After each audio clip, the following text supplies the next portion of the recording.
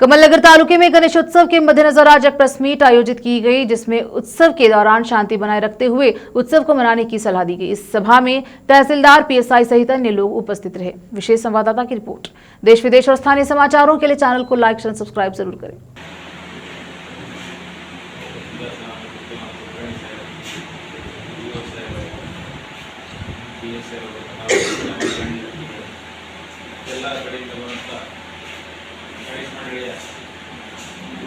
ಆತ್ಮೀಯ ಬಂಧುಗಳೇ, ನಮಗೆಲ್ಲ ಗೊತ್ತಿರುವ ಹಾಗೆ ಪ್ರತಿ ವರ್ಷ ಹಬ್ಬ ಬರುತ್ತೆ ಹೋಗುತ್ತೆ. ನಮಗೊಂದು ಮೇಲಾಧಿಕಾರಿ ಆದೇಶದಂತೆ ನಿಮ್ಮ ಸರಾಯತಿನಲ್ಲಿ ಯಾವುದೇ ರೀತಿಯ ತೊಂದರೆ ಆಗಬಾರದೆ ನೀವು ಅಚ್ಚುಕಟ್ಟಾಗಿ ಮೊದಲು ಯಾರು ಅಧ್ಯಕ್ಷರು ಉಪಾಧ್ಯಕ್ಷರು ಇರ್ತಾರೆ ಫಸ್ಟ್ ನಿಮ್ಮ ಕೆಲಸ ಹೋಗ್ತಕ್ಕ ನಿಮ್ಮ ಗ್ರಾಮ ಮಟ್ಟದಲ್ಲಿ ಗಣೇಶ ಗುರುತ್ವ ಒಂದು ಕಮಿಟಿ ಮಾಡೋದನ್ನು ಫಸ್ಟ್ ಅದು ಕೆಲಸ ಮಾಡಬೇಕು. ಕೆಲಸ ಮಾಡಿ ನಮ್ಮ ಪೊಲೀಸ್ ಇಲಾಖೆಯ ಮಾಹಿತಿ ಕೊಡಬೇಕು. ಫಸ್ಟ್ ಏನೇನು ಕಂಡೀಷನ್ಸ್ ಅಂದರೆ ಫಸ್ಟ್ ನಾವು ಗುಡಿಸೋ ಸ್ಥಳ ಕರೆಕ್ಟಾಗಿ ಇರಬೇಕು, ಒಂದು ಯಾವ ಸಮಸ್ಯೆ ಇರಬಾರ್ದು. ಪ್ರೈವೇಟ್ ಅಂದರೆ ಯಾರು ಅದು ಪ್ಲೇಸ್ ಇರ್ತಾವೆ ಸ್ಥಳ ಪರ್ಮಿಷನ್ ತಗೋಬೇಕು. ಪಂಚಾಯತ್ ಇದ್ದರೆ ಪಂಚಾಯತ್ ಕಡೆಯಿಂದ ತಗೋಬೇಕು. ಎಲ್ಲ ಕಂಡೀಷನ್ಸ್ ಫುಲ್ಫಿಲ್ ಆಗಬೇಕು. ಪರ್ಮಿಷನ್ ನಮ್ಮ ಮನೆಗೆ ಪರ್ಮಿಷನ್ ತಗೋಬೇಕು. ಈಗ ಅಲ್ಲಿ ಕೇಸು ತಾತ್ಕಾಲಿಕ ಮಾಡಿರೋ ಮನೆ ಗಣೇಶ್ ನಾವು ತಹಸೀಲ್ದಾರ್ ಗವರ್ಮೆಂಟ್ ತಹಸೀಲ್ದಾರ್ ಮಾಡಬೇಕಂತ ಮೊದಲೇ ಪ್ಲಾನ್ ಮಾಡಿದ್ದು ಚೆನ್ನಾಗಿ ಆಗಲಿಲ್ಲ. ಯಾವುದೊಂದು ಸಮಸ್ಯೆ ಇಲ್ಲ. ಏನೇ ಮಾಡಬೇಕು ಶಿಸ್ತಿವಾಗಿ ಮಾಡಬೇಕು. ಈಗ ಆಲ್ರೆಡಿ ನಿಮಗೂ ಗೊತ್ತಿತ್ತು ಕಮಲನಗರ ಸ್ವಲ್ಪ ಇಶ್ಯೂ ಏನಾಗಿದೆ ಅಂತೇಳಿ ಅದು ರಿಪೀಟ್ ಆಗಬೇಡ ನೆಲ ಸರಿ ಅನ್ಸಲ್ಲ. ನಮಗೊಂದು ಭರವಸೆ ಇದೆ ಏನು ಸಮಸ್ಯೆ ಆಗಲ್ಲ ಅಂತೇಳಿ. ಅದಕ್ಕೆಲ್ಲ ನಿಮ್ಮ ಸಹಕಾರ ಬೇಕು, ನಮ್ಮ ಸಹಕಾರ ಬೇಕು. ಒಂದು ಕಡೆ 5 ಜನ, ಒಂದು ಕಡೆ 7 ಜನ, 9 ಜನ ಅಂತ ನಮ್ದೊಂದು ರಿಕ್ವೆಸ್ಟ್ ಇದೆ. ಲೋಕಲ್ ಸ್ಪೆಷಲಿ ಯಾವ್ದು ನೀವೇ ಒಂದು ಡೇಟ್ ಫಿಕ್ಸ್ ಮಾಡ್ಕೊಳ್ಳಿ. 5 ಮಾಡ್ಕೊಳ್ಳಿ, 7 ಮಾಡ್ಕೊಳ್ಳಿ, 9 ನೀವೇ ಒಂದು ಮೀಟಿಂಗ್ ಮಾಡಿಕೊಂಡು ಒಂದು ದಿವಸ ಮಾಡಿ ನಮಗೂ ಚೆನ್ನಾಗಿರುತ್ತೆ. ಒಂದು ಸಿಸ್ಟಮೆಟಿಕ್ ಬಂದೋಬಸ್ತ್ ಮಾಡಬಹುದು.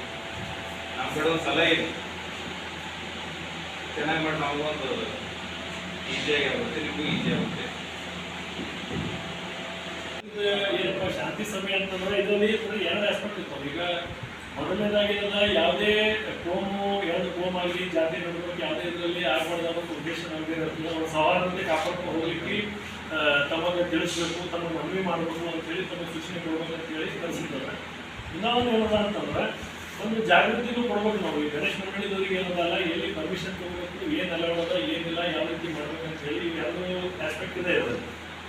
ಈಗ ಮೊದಲನೇ ನಾನು ಗಣೇಶ ಮಂಡಳಿದವರಿಗೆ ಹೇಳಿಕ್ಕೆ ಬಯಸ್ತೀನಿ ಏನಂದ್ರೆ, ನೀವು ಕಂಪಲ್ಸರಿ ಲೋಕಲ್ ಬಾಡಿ ಪರ್ಮಿಷನ್ ತಗೋಬೇಕು. ಈಗ ತಹಸೀಲ್ದಾರ್ ಪರ್ಮಿಷನ್ ತಗೋಬೇಕು ಅಂತೇಳಿ ಭಾಳ ಜನ ಬರ್ತಾರೆ.